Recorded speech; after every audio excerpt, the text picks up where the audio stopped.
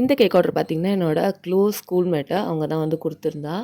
வந்து லாஸ்ட் மினிட்ல கொடுத்துருந்தா. 11:00 ஃபோன் பண்ணி இந்த மாதிரி நாளைக்கு எனக்கு கேக் வேணும்டி அப்படின்னு சொல்லி கேட்டிருந்தா. நான் எப்படி பண்ணுறதுன்னு எனக்கு ஒன்றும் புரியல. ஏன்னா நான் அன்றைக்கி ஊருக்கு போகலான்னு பிளான் வச்சுருந்தேன். அது இல்லாமல் எனக்கு இன்னொரு கேக் ஆர்டர் வந்தது நெக்ஸ்ட் டே. சரி நான் எப்படியாச்சும் வந்து பண்ணிடுறேன்டி அப்படின்னா, அப்புறம் நிறைய ஃபாண்டன் ஒர்க் வந்து அதில் சொல்லியிருந்தா. இதெல்லாம் என்னால் ஃபுல்லாக ஃபாண்டனில் பண்ண முடியுமான்னு தெரியல. பட் டைம் தான் நான் கண்டிப்பாக பண்ணுறேன். கொண்டுட்டு வந்துடுறேன் எப்படியாச்சும் அப்படின்னு சொல்லியிருந்தேன். அவள் பார்த்தீங்கன்னா ஸ்கூல் டேஸ்லேருந்து ரொம்ப பர்ஃபெக்டாக இருப்பா. எனக்கு 10th சுத்தமாக மேக்ஸ் வராது. அவள் தான் சொல்லிக் கொடுப்பா. நான் ஆக்சுவலி ஒரு நாள் 2 நாள் போகிறதுக்கு எப்படியாச்சும் டிமி கொடுத்துட்டு வரேங்கன்னா எஸ்கேப் ஆகலாம்னு நினைப்பேன்.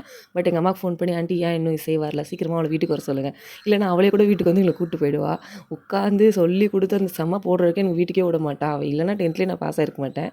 இருந்தாலும் ரொம்ப ஸ்ட்ரிக்ட் ஆஃபீஸர். ஸோ அவளுக்கு கேக் செய்யணுன்றப்ப கரெக்டாக செய்யணும் அப்படின்னு என் மைண்டில் தோணிகிட்டே இருந்தது. எனக்கு எல்லா ஃபவுண்டன் ஒர்க்கும் நான் பண்ணிடணும். அதில் இருக்க ஃபுல்லாகவே ஃபவுண்டன்லேயே பண்ணிடணும்னு சொல்லிட்டு நான் பண்ணியிருந்தேன். எல்லாமே எனக்கு அழகாக அதில் வந்த மாதிரி பர்ஃபெக்டாக வந்திருந்தது. பட் இந்த டைனோசர் தலை பார்த்தீங்கன்னா ஆக்சுவலி வந்து அதில் அப்படியே எட்டி பார்க்குற மாதிரி நல்லா நின்றுட்டு இருந்தது. பட் அது நிற்கவே இல்லை. ஏனே தெரியல. ஒரு வேளை அந்த ஹெட்டு நான் ரொம்ப பெருசாக பண்ணதுனால என்னன்னு தெரியல. அது அப்படியே கீழே குனிஞ்சிருச்சு. அது மட்டும்தான் எனக்கு ரொம்ப குறையாக இருந்தது. அவகிட்ட சொன்னேன், அழகாக இருக்குடி, என் பையன் டைனோசர் நம்பினா போதும், அழகாக இருக்குது, எனக்கு ரொம்ப பிடிச்சிருந்தது அப்படின்னு சொல்லிட்டு ரிவ்யூ கொடுத்துருந்தா. அவளோட ரிவ்யூ கடைசியாக நான் வந்து அட்டாச் பண்ணியிருக்கேன். அதையும் நீங்கள் கண்டிப்பாக பாருங்கள்.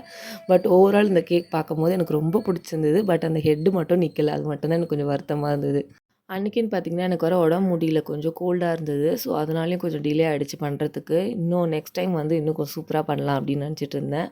ஓகே ஃப்ரெண்ட்ஸ், இந்த வீடியோ பிடிச்சிருந்துன்னா கண்டிப்பாக லைக் பண்ணுங்கள், சப்ஸ்கிரைப் பண்ணுங்கள். இன்னும் நிறைய பேர் சப்ஸ்கிரைப் பண்ணாமல் பார்த்துட்ருக்கீங்க.